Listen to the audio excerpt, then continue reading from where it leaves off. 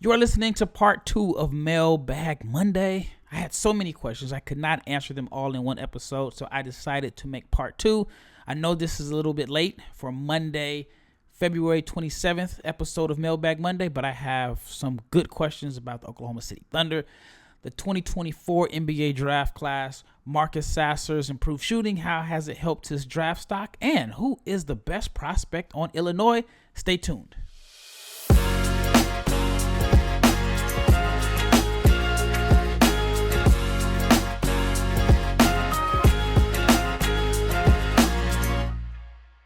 Big shout out to each and every person that has made the Locked On NBA Big Board podcast your first listen of the day. Again, I know this is part 2 of a 2-part episode, and they're both recorded and published on Monday. So you might be listening to this on Tuesday. If you're a first-time listener, you're probably wondering, like, why is this guy having a Mailbag Monday episode when I'm listening to it on a Tuesday? I explained it in the first episode. This is the second straight weekend that I've traveled.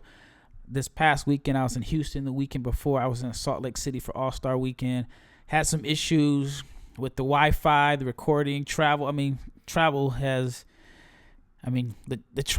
been kind of messed up. I was actually a guest panelist at a grassroots hoop summit, and Kendrick Perkins was supposed to be one of the keynote speakers. He was stuck in L.A. because they had, snow in L.A. I used to live in L.A. I had never heard about having snow. Maybe in certain parts of the city, but he couldn't make it.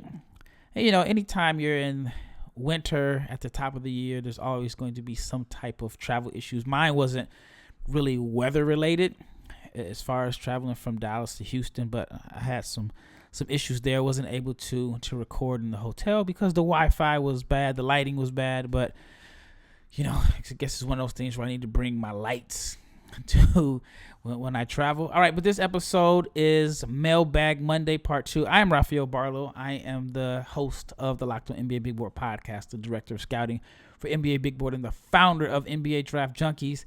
I know as we get closer to draft time, closer to March Madness, there is a new set of listeners, a new set of people that are interested in the draft. So if you've been listening all fall and summer, you may hear some repeat takes, but hey, this is my favorite part of the year. We're getting close to March Madness, and then right after March Madness, it is pre-draft workouts, then there's the combine, and then there's the NBA draft. So I am more than prepared for it this year. And let's just get right into these questions. So I had so many questions that, again, I couldn't do it all in one episode. It would have been about an hour episode, so I decided to break it up into 2. So I guess you can call this a bonus episode of Mailbag Monday.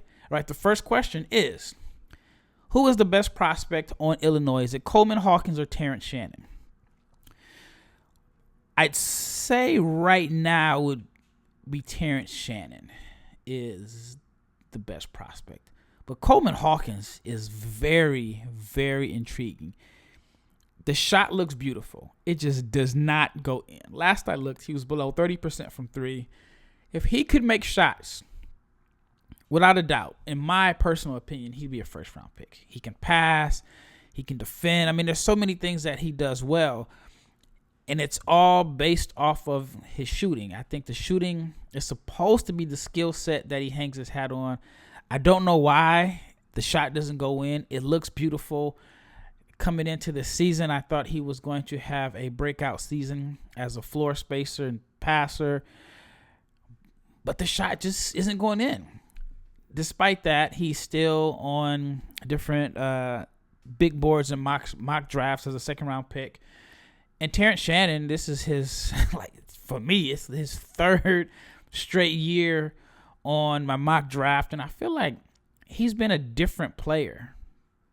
3 different players over the course of his career. His freshman year at Texas Tech, he was more so of a blue-collar energy guy. He rebounded, didn't shoot the ball well, did a lot of his damage around the basket. I felt like he played like an undersized 4. Then as he progressed as a shooter, the rebounding numbers went down, and he settled for a lot of shots. And it was like he had to prove that he was a a floor spacer to help his draft stock, but it seems like it took away from different parts of his game. Now, Texas Tech doesn't run the most creative offense, even though they've, done a good job in the last few years of getting guys into the league now. As far as guys sticking in the league, that's a totally different subject here. Transferring to Illinois, I feel like he was able to show a little bit more than what he was able to show at Texas Tech. So I think transferring has helped his draft stock. But the more games you play in college basketball, a lot of cases it can work against you, because a lot of times the guys that are getting drafted high are freshmen who only have 30-something games. I mean, some guys, we've seen guys get drafted in the first round with 4 games, 5 games, and so on. So, I mean, I'm guessing at least 90 to 100 games of footage on Terrence Shannon. And like I said, in my opinion, he's been 3 different players throughout his college career. But if I had to say which one would get drafted higher, I'd say Terrence Shannon Jr. because his production is a little bit better. But if Coleman Hawkins can get hot in the tournament and in the last few weeks of the season, he is someone that I think his draft stock could skyrocket, because everything is good. It's just he's like a shooter that can't shoot. All right, the next question is, OKC is projected to have another top 10 pick. Who do you think they take? Well, I mean, it's still early. It's still really early to determine, where they're going to be drafting. I mean, I guess we really have to wait until the ping pong balls decide who is going to, pick number 1. But my ideal perfect scenario, now I don't know if they're even in the range to draft him. I mean, they could end up higher than where he's projected to go, or he could end up being off the board by the time they pick. Just depends on the next few weeks and, like I said, the way the lottery shakes out. But I like the Jarace Walker, Chet Holmgren front line. I think that would be pretty cool to see in OKC. I think it's a perfect fit. Walker will provide the toughness. He'd provide another defender. I think he'd be able to defend, the bigger, stronger guys, while Chet could float around. I think you could do a lot of switching there. I think it would be a good fit. You add another passer. I mean, they already have good passers in Giddey. Chet is a good passer. Walker, I mean, that would be like the perfect fit for me. But the Thunder, I mean, they're in the West. I mean, it's still a small shot, but the West is so jumbled up. A 5-game winning streak here, and a few teams lose a few games. You see LeBron is going to be out. He's going to miss some time. I mean, the Thunder could actually still get into play-in. But I think if they had a top 10 pick and he is available, Jarace Walker is the perfect fit for the Oklahoma City Thunder. All right, next question. Marcus Sasser is back up to 38% from 3. Can he get back in the first round discussion?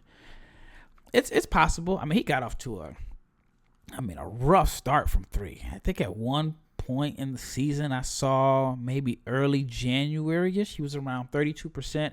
And this is a guy that shot over 40%. I want to say like 43% last year before he got hurt.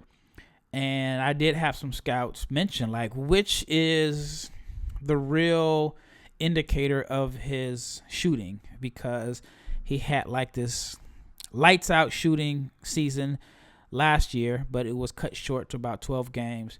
The year before, it was good, but not great. And then he was low 30s, high 20s for a good chunk of the season. But as the season has went on, I mean, he's just been consistently chipping away, and improving his percentage. And I say at 38%, I like Sasser a lot. I think that he is someone that is going to thrive in the NBA as a high-end rotation player. Not your traditional point, little small to play the 2. But I think, like, if you put him in the right situation, I think he can, be a complimentary spark plug off the bench and a guy that just comes in and provides instant offense. I like him a lot. It's not too late to say he can get back into the first round discussion. I know I had him as a first rounder to start the season. If he finishes a strong tournament run, I think he can get back up there. All right, when we return, we will talk about a few more questions that are in my inbox. My goal is to get 10 questions answered today because I have about 19 or 20 that I handpicked from my list of questions. But before we get into that, I have to talk about Nissan's most electric player of the week, and it is brought to you by the all-new, all-electric 2023 Nissan Ariya. And my Nissan electric player of the week, but it is, without a doubt, Jalen Hood Schifino. He had a 35-point game against Purdue. Not only was it a in-state rival, conference rival, Purdue is one of the best teams in the country. I mean, he had his best game of the I would say it's his best game. I know he had a 33-point game earlier in the year, but 35 points, 7 rebounds. He was 14 of 24 from the floor. And to me, he is the most electric player of the week. And speaking of electric, you got to mention the Nissan Ariya because it packs pin you to your seat power and premium intelligence all in one electric vehicle. It is electric. It is brilliantly fierce. It's fiercely elegant, stunningly powerful, elegantly powerful.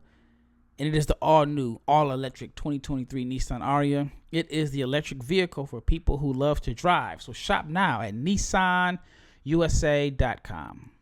All right, once again, you're listening to the Locked On NBA Big Board podcast. This is Rafael Barlowe's Mailbag Monday coming out late on Monday. All right, the next question is, who do you think is going to improve their draft stock the most in workouts? It's a wide range of guys that I think will be able to leave a good impression on scouts and NBA front offices in their workouts. Coleman Hawkins is a great example. If he shoots the cover off the ball in workouts, I mean, teams can't help but be intrigued by his size and his skill set. And the big knock on him now is like, again, can he make shots? The shot looks beautiful. Why isn't it going in? If he shoots the cover off in one-on-none workouts, I think his stock will go up. Then there's a few guys that have a lot of questions to answer about their shooting. You know, a name that comes to mind off the top of my head is Jordan Walsh. Jordan Walsh is a freshman in Arkansas, not known for his shooting. Very good athlete, long. I think he has like a 7'3" wingspan on like a 6'7" frame. And if he can shoot lights out in workouts, I think that can help him out. Matt Morrell, a guy that talked about in part 1, he shot like 38% from 3 last season, down to 29 this year. If he can shoot the ball well, I think that would help out. Bryce Sensabaugh is the guy that I think is going to really kick butt in workouts.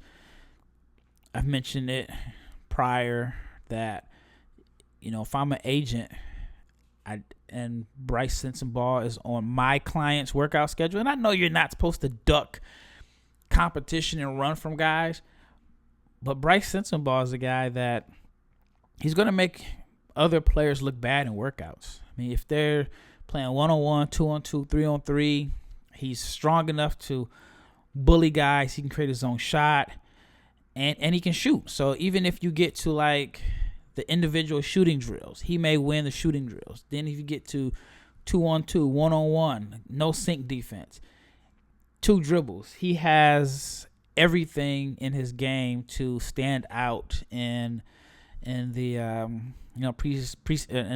pre-draft workout series. So he's someone that comes to mind. I'm trying to think. I mean, if the Thompson twins, I think they're already solidified as going high, but if they can shoot the ball well, I think that would help their stock. So there's quite a few guys that I think could really benefit from strong workouts. But those are guys that come to mind. All right. Since the 2024 draft class is considered weak, who are the freshmen that would benefit the most by returning to school? This is another question where I can say there's a long list of guys that I think could benefit by returning to school. Dylan Mitchell, first name that just pops out of my head is someone that I think should return to school. On one hand, his draft stock, despite the lack of great production, is still, according to most people, is still in the range of being a second-round pick. And if he returns to school, I mean, he takes the risk of it falling with, a lot of the guys from Texas. I think Texas will be moving on, so he could have an expanded role. So his stock could fall, but I think another year helps him out. I mean, he's not one of the younger guys in this class, but he is a good athlete. He has a lot of physical tools, but an expanded role could definitely help him out. And I think that he could possibly regain some of the draft stock that he had coming into the season. Some people thought he was a lottery pick. I had him in that range early, but then I soured on him really fast because I just not sold on what he brings to the table on the offensive end. I mean, he is a 6'7", 200-pound four and a very reluctant shooter. So I think it would benefit him to come back to school. Julian Phillips is another name. It's not a lock to go in the first round. Going back to school could help him out with an expanded role.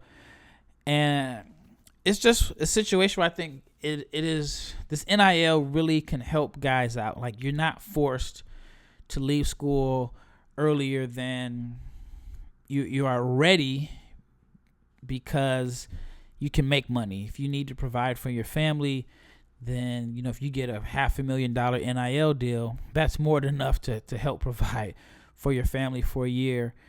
So I think there's quite a few guys. Let's see, Dylan Mitchell, Julian Phillips. Let's see who else. Jordan Walsh, and I had mentioned that he could help himself in workouts. I think coming back to school would be very beneficial for him. Let's see, Amari Bailey. I'm not an Amari Bailey guy at all. I'm not high on him. I don't have him in my top 60. But coming back to school, showing that he can play a little bit more off the ball and just kind of change the perception about him a little bit, I think that could be very beneficial for him. Then you got guys like Derek Lively, who I think is still going to end up being a top 30, 40 guy. But coming back to school would be beneficial for him as far as like on the development side, or could be. Khalil Ware, I think he should return to school and be in a situation where he can play 30 minutes per game. I doubt if that happens, but those are some guys that come to mind. And there's quite a few other guys that I think would be very, very beneficial for them to come back to school, because I'm not really high on this 2024 NBA draft class as of right now. And I've said it time and time again. I think Gigi Jackson would have been the first pick if he didn't reclassify. So 2024, I mean, a lot of the freshmen, if they return as sophomores, I think they are better than the incoming freshman class, and I think they would be lottery picks if they came back. All right, when we return, I'll finish out this episode. But if you are looking for a delicious treat and you do not want all of the fat and calories, then you have to try a Built Bar. Because if you are like me, you want to eat healthier, but you don't want to compromise taste, then Built is perfect for you, because with Built Bars, healthy is actually tasty.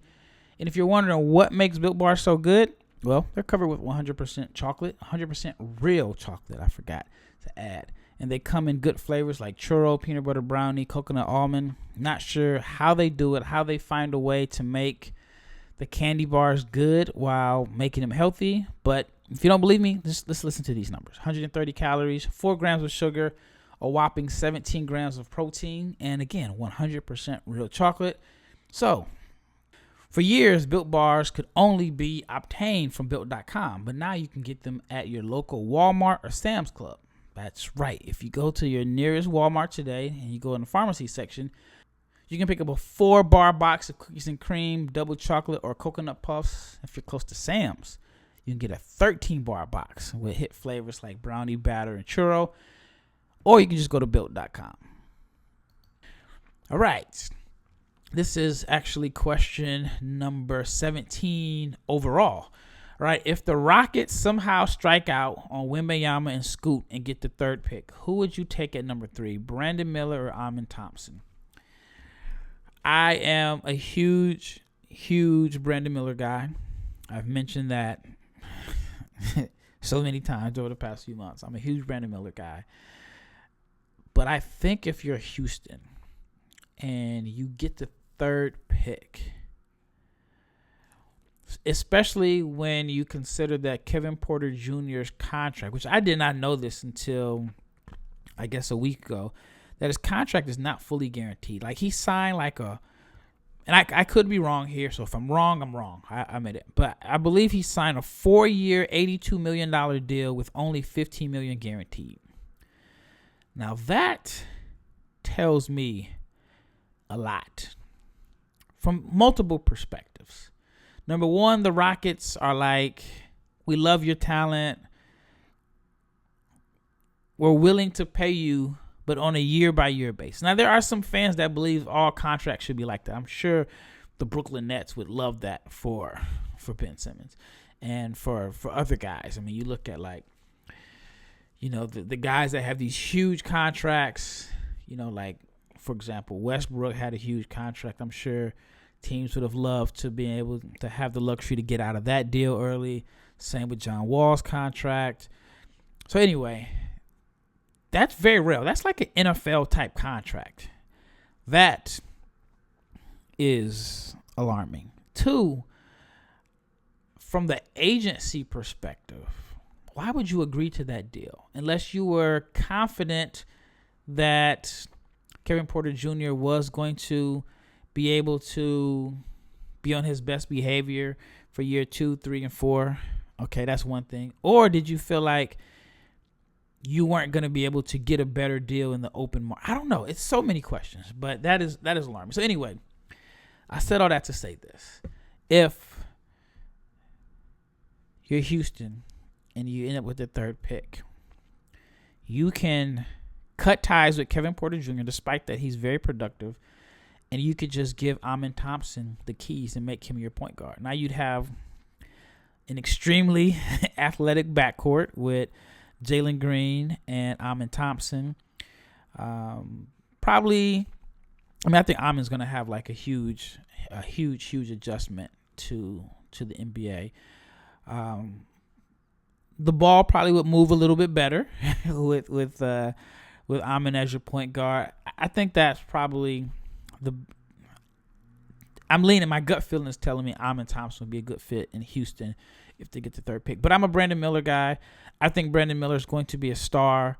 I think that if they were to draft Brandon Miller at number 3, that means they have an idea that James Harden is coming. I mean, there's a bunch of rumors that Harden back to Houston is legit. I personally, this is just my personal opinion, I think it's leverage for Philly to give him the huge deal.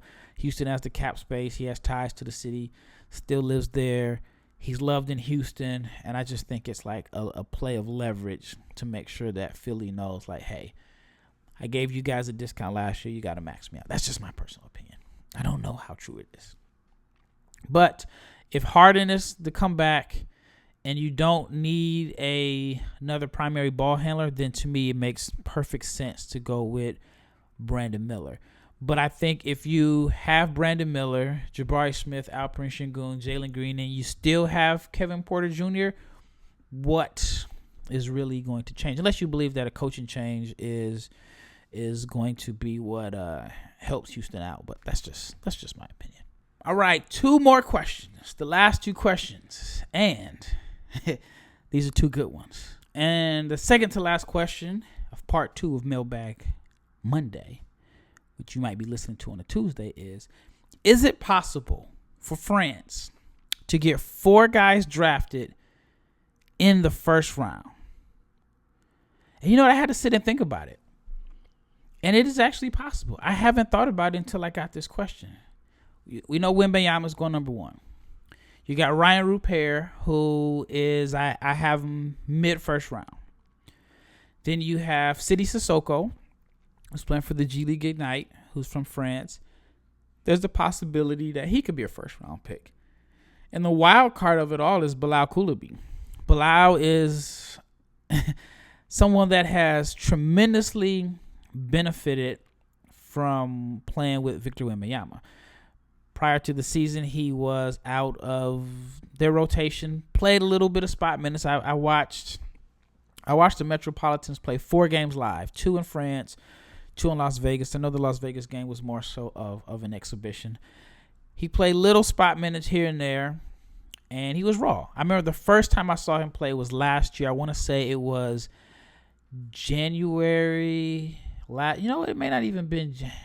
It may have been January last year, and I was watching him in basically France's under 21 division, and he didn't do a whole lot, but you were just intrigued with the length, how he was moving, the athleticism. And I remember watching the game with Mike Schmitz from Draft Express, who's now with the Portland Trail Blazers, and we were looking at each other like, who is this? So I remember, writing notes. He showed some flashes during the summer, and then he looked a little bit overwhelmed at the beginning of the season, but he's been able to grow and get better progressively. And I have heard some people in his camp say that they think he is a better long-term prospect than Ryan Rupert, but he was more so of a guy that they thought was going to be a 2024 guy, but now he's created enough buzz to where he could end up being 2023. I'm starting to see him on different draft boards now. I don't know for sure if he's even going to come out in 2023, but the buzz is rising. I mean, the buzz is growing. So with all that being said, there is a possibility that France could get 4 guys drafted. And what's crazy about it is 3 of the 4 guys, Wembanyama, Rupert, and Coulibaly, have the same agent. That would be a tremendous draft class for Boone and Njai. All right, last question is... all right, this one is... It's not even NBA draft... a little bit NBA draft related. Why did Minnesota... And this is a question I've heard a lot of people ask. Why did Minnesota give up all those picks to get older as a team? They had Jared Vanderbilt and Malik Beasley. Then they had the rights to Walker Kessler. Walker Kessler can do what Rudy Gobert does. And Mike Conley is not better than D'Angelo Russell. What is going on in Minnesota? And that's a question you saw it when the trade first happened. I think Gobert to Utah for 5 first-round picks. And then you saw a lot of people that were wondering how are Gobert and Cat going to fit. That was my initial reaction. And then as time went on, I started to think okay, what is Tim Connelly, the new general manager of the Minnesota Timberwolves? I was like, he has to have a plan and a vision. So in my mind, the vision was if Karl Anthony Towns is going to get picked on in pick and rolls, then if you put a shot blocker behind him, guys aren't going to be able to get to the rim, and maybe it forces the offensive player to settle for contested mid-range shots over Karl Anthony Towns because Gobert is going to be there to clean up whenever Towns gets beat off the dribble. That's just the only thing I could think of. Now, D'Angelo Russell was a free agent, and you figure Gobert is getting paid a boatload of money. Cat is on a max deal. Anthony Edwards is definitely getting a max deal, and I think D'Angelo is making $31 million this year. There's no way you can pay all of those guys and without feeling like you are a championship level team. So trading Russell for Conley was basically to make sure they have a point guard for next year. And I think Conley is going to do a better job of getting Gobert touches as the role man. But in my opinion, this is, my podcast, so I'm going to give a lot of my opinions. I think Gobert got unfairly criticized for his defense in the playoffs, and I just feel like Donovan Mitchell and Mike Conley weren't able to keep guys in front of them, and Gobert was forced to help out, protect the rim, then run to the corner and defend corner threes. And, you may hear people say, well, he doesn't have enough offense to be able to offset it when teams go small.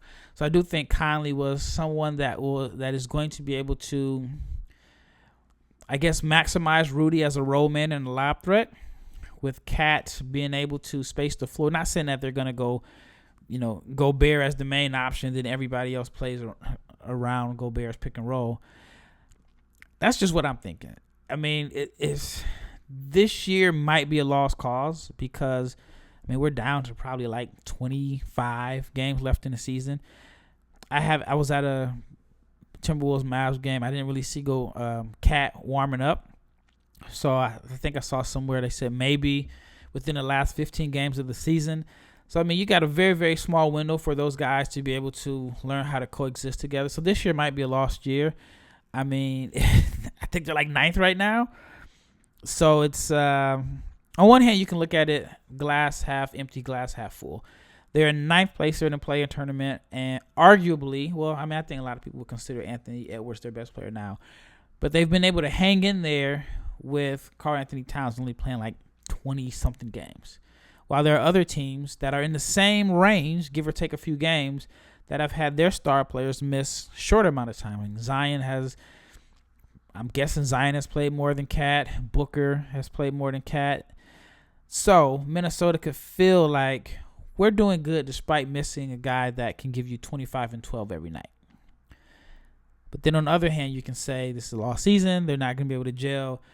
I mean, Karl Anthony Towns is not going to be in great shape when the playoffs start. So, yeah, I mean, it was such a risky gamble by Tim Connolly. And in year one, just based off what I'm seeing now, I mean, it's going to continue to raise a lot of questions. So that's my answer. Yes, they did get older. Yes, they gave up their draft capital.